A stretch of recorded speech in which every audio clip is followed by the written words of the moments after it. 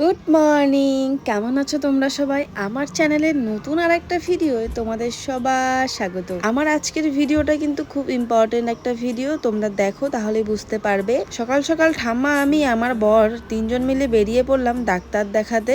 বিশেষ করে ঠাম্মার দুইটা ডাক্তার আর আমার একটা ডাক্তার দেখাতে হবে। আজকের ওয়েদারটা কিন্তু খুব সুন্দর। ঠাম্মাকে দেখো আমরা সামনের সিটে বসিয়ে দিয়েছি, কারণ ঠাম্মা পিছনে বসলে একটু অসুবিধা হয়। আমরা প্রথমে চলে এসেছি চোখের ডাক্তার দেখাতে, কারণ চোখের ডাক্তার ঠাম্মা আমি দুজনেই দেখাবো। যেহেতু একতলা ওপরে ডাক্তারের চেম্বার, সেহেতু ঠাম্মার কিন্তু উঠতে একটু অসুবিধা হয়েছিল, কারণ ঠাম্মার প্রেশারটা একটু হাই। তো আমি নিয়ে গিয়ে ঠাম্মাকে বসিয়ে দিলাম। কয়েকটা পেশেন্টের পর কিন্তু আমাদের সিরিয়াল ছিল, তো আমি এখানে রিসিপশনে পেমেন্ট করে দিচ্ছিলাম। আমার বরের বাড়ির প্রত্যেকটা লোক কিন্তু এই ডাক্তারকে দিয়েই নিজের চোখের চিকিৎসাগুলো করায়।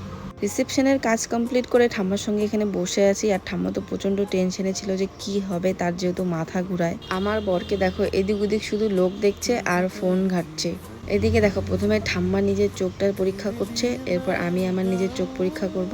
ডাক্তারবাবু ভালো করে পরীক্ষা করে বলল আমার চোখের রেটিনা নাকি পিছিয়ে গেছে, সেই জন্য আমার কিন্তু দূরের জিনিস দেখতে খুবই অসুবিধা হয়।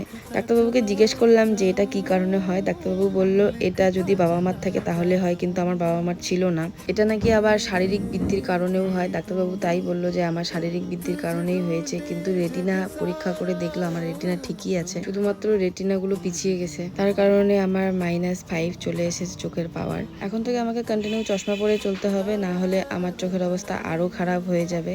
তো কিছু করার নাই, আমাকে এখন থেকে চশমা পরতেই হবে। যেহেতু এতদিন ধরে চশমা পরি নাই, সেহেতু হঠাৎ করে চশমা পরলে আমাকে একটু অদ্ভুত লাগবে, কিন্তু মানিয়ে নিতে হবে, কিচ্ছু করার নাই।